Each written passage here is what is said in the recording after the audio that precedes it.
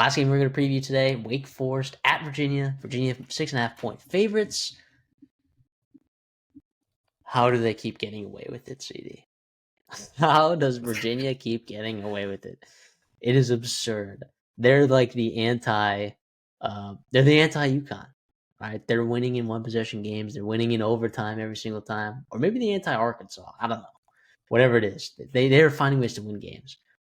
Wake Forest with Jake Dickert there. I mean, a 2-quarterback system, not really a semblance of an offense. Just finding ways, man. Like how good, like man, how many times does Jake Dickert have to win at mediocre to below average programs with talent that he elevates immensely, like for people to actually start talking about him in the national conversation? Below average to bad programs. Like that's what he's doing there with a significant lack of resources. Both there with Washington State, just incredible. And now he nailed his quarterbacks at Washington State and didn't quite nail it this Yeah. year with Wake Forest. He'll get there. I'm not worried. For those who don't know, it was Cam Ward and John Mateer. So like pretty good hit right there for Dickert.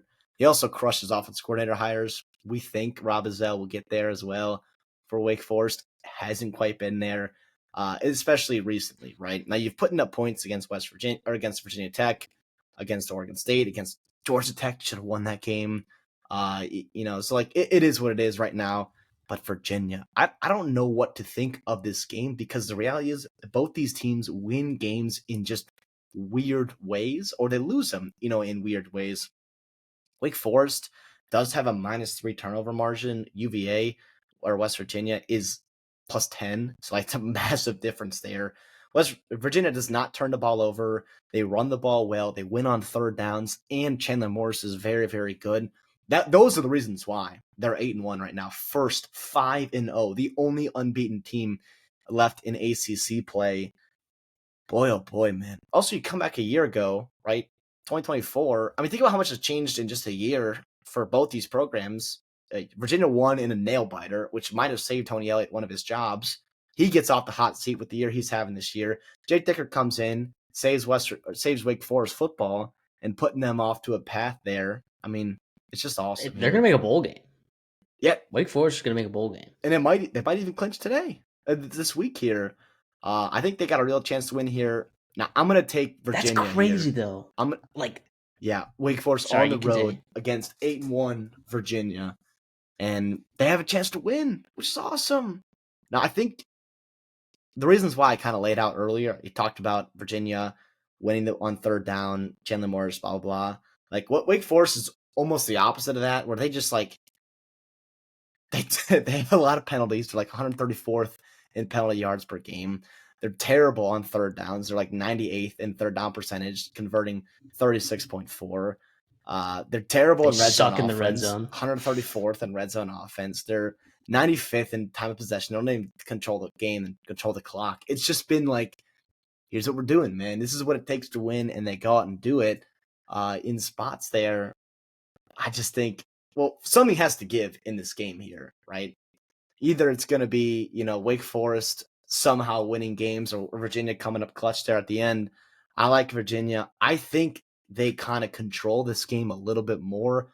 I think it doesn't get to a spot to where they have to pull out a win from under the rug or pull someone out from underneath the rug, and they get it done here.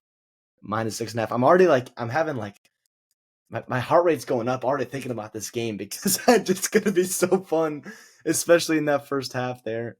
I like Virginia -6.5.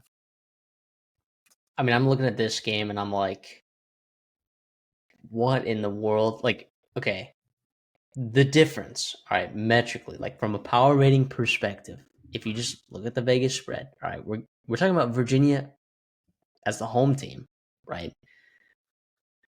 6.5. Oh, this is a neutral site game, but I have this as a home game. 6.5-point favorite. So that means on a neutral site, this is a field goal game. The number 12 team in the country, 8-1 Virginia, is a field goal better than Wake Forest.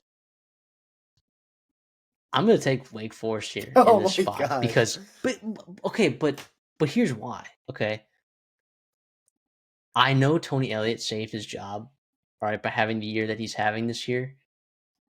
I still think Jake Dickert is a better coach than Tony Elliott. Yes, Uh, yes. I'm with you I there. do. And when we get like a stinky game, all right, I get that it's on the road, all right. When you get into a stinky game at the end here, and you need a head coach to just dial it in and manage your game, manage your clock. Uh, also, too, like I know the Florida State game, it didn't work out that way, but you never really see the two quarterback system like work, right? But you're kind of seeing it like it's happening, right? And this Virginia defense is gonna have to prepare for both guys. All right, one throws a really nice, pretty deep ball. The other one like literally can't use his right arm, Oh my despite being a gosh. quarterback. And I mean, I don't know, man. And the thing is, too, like some of these close games for Virginia, some of them have been at home. The Washington State one, Washington State flew 2,000 miles to Virginia After and flying to Ole lost Miss. and lost on a safety. All right, Jake Dickert's old program almost went in there and caught dub. Now, if Robbie Ashford, I would feel a lot better if they just stuck with Purdy, right? But if Robbie Ashford is in there and he doesn't turn the ball over and he runs the ball well when he's in, I think Wake Forest got a real chance here to win this ball game. I really do. I'll take Wake Forest plus 6.5. I'll take them to win the game as well, and feel pretty terrible about it. But I just like I'm always going to be a Jake Dickert fan. I am. I really like the way that he runs his programs. I love his staff hires all the time. I love how he uh, has developed players like NFL type players like Dan Henley. You know, you see for the Chargers playing really good football. Cam Ward, we talked about. Josh Kelly, Kyle Williams. I mean, like it's a pretty nice list of guys. Or who's the edge rusher that they had there for a couple of years? Who was really solid? Who was an All Brian Pac-12 guy Jackson. for you? Yeah, exactly. So he's had guys and developed guys and found guys. He's only had 1 year. I don't know that he's found a lot of guys there, but he's going to elevate his team, and I think that they can win this game. What does the committee do? Let's just say hypothetically, stay with me here. Virginia goes on to win this game, and they beat Duke on the road, and they beat Virginia Tech, and they're 12-1 going into conference championship Sunday. Presumably, Or you mean 11-1? But yeah, thank you, 11-1. Presumably in the playoff in terms of a top 12 seed, and they lose. Like, does it have to be you lose by 30 to keep them in? Like, can a non-conference champ Virginia Tech ACC runner-up get in? I mean, the same thing happened with. I think we're gonna have this conversation in a bunch of leagues, maybe 2 leagues, right? With the ACC and Big 12, and that will probably be the conversation just about every year of this format because that's the reality of what happens. scheduling disparities and Yeah, especially with that's no what it is. divisions, like you're gonna have like games like that, right? Like seasons like this where you have just a wild amount of stuff at the top with the conference standings. Listen, like I think we have to get serious about Virginia like being a legit playoff team. We have to. Now, If now they win, what can they do there? I don't know. Now here's this. Here's this. win in overtime, I guess. What what would you put the odds on that I'm telling you that the G5 school wins more games in the playoffs than the ACC school does? I would. Here's my thought, CD. I think they win the same number of games. I think they both don't win a single game unless they're playing against each other. In which I'll there probably are a take it. number. Yeah, There are James Madison on a neutral field, probably favored against Virginia. if Probably not damn favored. near close. San South Diego Florida, State, South Florida, probably Memphis favored. is what Memphis for sure.